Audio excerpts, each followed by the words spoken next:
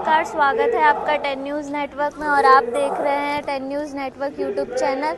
आज हम मौजूद हैं इधर वेदारना फाउंडेशन द्वारा एक कार्यक्रम का आयोजित किया गया है, शिक्षा पर चर्चा, और हमारे साथ इस कड़ी में मौजूद है डॉक्टर कुलदीप मलिक इस पर खास बातचीत के लिए। सर, आप हमें बताइए कि इस कार्यक्रम के मुख्य बिंदु क्या है? देखिए मैडम, सबसे पहले तो आपका बहुत बहुत धन्यवाद। चूंकि मीडिया कर्मी अगर इस तरीके के कार्यक्रम को कवर कर रहे हैं, और खास तौर से गजानंद माली जी जब से सामाजिक काम करने लगा और सामाजिक काम करते करते जब से राजनीति में पदार्पण किया, बड़े भाई के रूप में भाई साथ दे रहे और मेरे विचारों को आगे बढ़ाने की कोशिश कर रहे हैं, आपका बहुत बहुत धन्यवाद। रही बात इस शिक्षा पे चर्चा के कार्यक्रम की, जरा देश के 143 करोड़ लोग ध्यानपूर्वक सुने कि आज देश में हर विषय पे चर्चा है। आज जाति पे चर्चा है, धर्म पे चर्चा है, संप्रदाय पे चर्चा है, चाय पे चर्चा है, एचपीएम पे चर्चा है, लेकिन इस देश का जो सबसे महत्वपूर्ण मुद्दा है शिक्षा, इस पे कोई चर्चा नहीं करता। इसी उद्देश्य को ध्यान में रखते हुए, इसी बात को ध्यान में रखते हुए मेरी माताजी की आज पहली पुण्यतिथि, माताजी भी शिक्षक थी, पिताजी भी शिक्षक थे,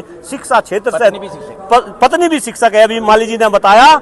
इसी बात को ध्यान पर रखते हुए अपनी माताजी को ये श्रद्धांजलि कि इस देश में शिक्षा पे चर्चा शुरू हो, आज राष्ट्रीय स्तर पर इस कार्यक्रम का शुभारंभ किया गया।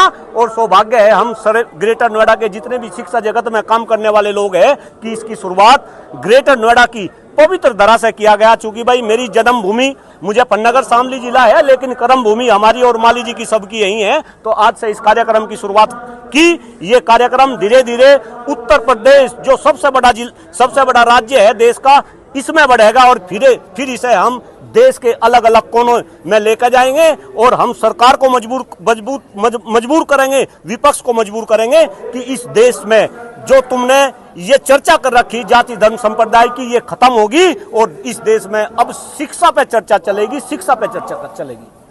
उत्तर प्रदेश सरकार और केंद्र सरकार से आपकी विशेष क्या मांगे हैं? देखिए मैडम, जहाँ तक आप सरकार से डिमांड की बात कर रहे हैं, मैं आपको बताऊं शिक्षा क्षेत्र सबसे महत्वपूर्ण क्षेत्र है। शिक्षा का बजट इस देश में जीडीपी का 6% हो। इस देश में जितनी भी सरकारें बनी, सबने ये कहा कि जब हम सरकार बनाएंगे जीडीपी का 6% खर्च करेंगे, लेकिन भाई हद हो रही कि आप शिक्षा पे बजट नहीं बढ़ाते। और फिलहाल तो जो देश में भारतीय जनता पार्टी की सरकार है, कहने के लिए कह रहे कि हम इस देश को विश्वगुरु बना देंगे, लेकिन पिछले 20 साल में सबसे कम बजट आज शिक्षा का है। आज शिक्षकों के हाल देखो, शिक्षक अब प्राइवेट क्षेत्र में काम कर रहे हैं, सरकारी क्षेत्र में काम करने वाले के अलग मुद्दे, प्राइवेट क्षेत्र में काम करने वाला तो शिक्षक बेचारा आज 10-10 हजार रुपए में मैडम काम कर रहा। एमएलसी का चुनाव लड़ने के बाद मैंने जो देखा, भाई मेरा तो हृदय, मैं बता नहीं सकता कि किस तरीके की भावना। आप एक बात बताओ, ये देश मोदी जी और योगी जी या अखिलेश यादव या राहुल गांधी के कहने से विश्वगुरु नहीं बनेगा। ये देश अगर विश्वगुरु बनेगा तो आज यहाँ से स्लोगन डॉक्टर कुलदीप मलिक ने दिया कि इसका रास्ता केवल और केवल शिक्षा के गलियारे से होकर गुजरेगा। आपको इस गलियारे को दुरुस्त करना पड़ेगा। इसी वजह से ये शिक्षा पे चर्चा कार्यक्रम का आयोजन किया गया। एक बार आपको धन्यवाद, आदरणीय बड़े भाई माली जी का भी बहुत बहुत धन्यवाद। सर, इस पर आप क्या कहना चाहेंगे? नहीं, मुझे बस इतना ही कहना है कि प्रधानमंत्री मोदी जी ने जब कार्यभार संभाला तो जो योजना आयोग चल रहा था और पूरे पंचवार्षिक योजना के साथ, वार्षिक योजना के साथ देश का विकास होता था और उसमें शिक्षा स्वास्थ्य उसमें प्राथमिकता दी जाती थी, वो सब बंद हो चुका है। मुझे लगता है कि ये अभी वक्त आ गया है, हमें जो भी कोई नियोजन करना है वो 5 ईयर प्लान के जरिए हम लोग कर सकते हैं। उसमें फिर उसको वार्षिक योजना के तहत कर सकते हैं, स्टेट प्लान हो सकता है। और दूसरा कि जैसा कि अभी डॉक्टर कुलदीप मलिक जी ने कहा कि जो शिक्षा क्षेत्र में जो बजट है, जो खर्चा है, वो बहुत ज़्यादा की कम है। और मुझे लगता है कि हमको सबसे पहले तो प्राथमिक शिक्षा का जो स्तर है ऊंचा करने के लिए जो है कि प्रयास करना चाहिए। और उसमें वेदारना फाउंडेशन ने ये जो कार्यक्रम शुरू किया है शिक्षा पे चर्चा, तो 10 न्यूज़ हमेशा आपके साथ जो है कि वो जुड़ा रहेगा और आपके बात हम लोग जन जन तक जो है कि पहुँचाएंगे। अगला क्वेश्चन जी। सर, युवाओं को शिक्षा के प्रति, विशेष रूप से संस्कार युक्त शिक्षा के प्रति जागरूक करने के लिए आपके क्या प्रयास होंगे? देखिए मैडम, जहाँ तक आप युवाओं की बात कर रहे हैं, भाई इस शिक्षा व्यवस्था के 4 पिलर है। अभी भी मैंने अपने उद्बोधन में वही बात कही।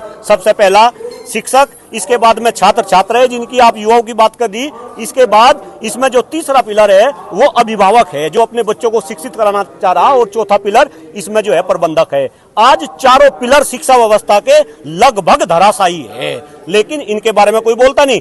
मैं प्रोफेसर हूँ, इंजीनियरिंग कॉलेज में प्रोफेसर हूँ। आज प्राइवेट क्षेत्र में काम करने वाले जो बच्चे हैं शिक्षा ले रहे, वे 15-15, 20-20, 30-30 लाख रुपए खर्च करने के बाद वे 10-10, 20-20 हजार की नौकरी कर रहे और सरकार शिक्षा को बढ़ावा ना देकर दारू के ठेके जो है जगह जगह पे खोल दी। अब देखो 3000 विद्यालय बंद हो चुके, कितने दारू के ठेके खोल दिए, सारे के सारे युवा ये नशे में लिप्त हो रहे। रोजगार की कोई बात नहीं करता। आज बेरोजगारी आज चरम पे है, पूरे हिंदुस्तान में बेरोजगारी चरम पे है, लेकिन कोई बात नहीं करता।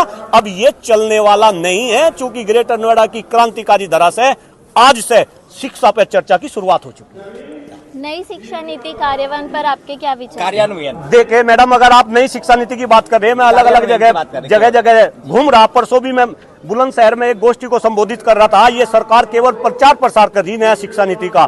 मैं अभी 4 पिलर बताए, अगर इसमें नई शिक्षा नीति में किसी को फायदा हो रहा तो वो केवल और केवल प्रबंधकों को हो रहा, और प्रबंधकों में भी सब है नहीं। जरा ध्यान से सुने इस बात को, वो जो उच्च वर्ग के प्रबंधक है, मध्यम वर्ग और निम्न वर्ग के प्रबंधक भी इसमें मारे जाएंगे। धीरे धीरे बड़ी मछली छोटी छोटी मछली को खाएंगी। तो इस शिक्षा नीति में तो केवल उच्च वर्ग के प्रबंधकों को फायदा हो रहा।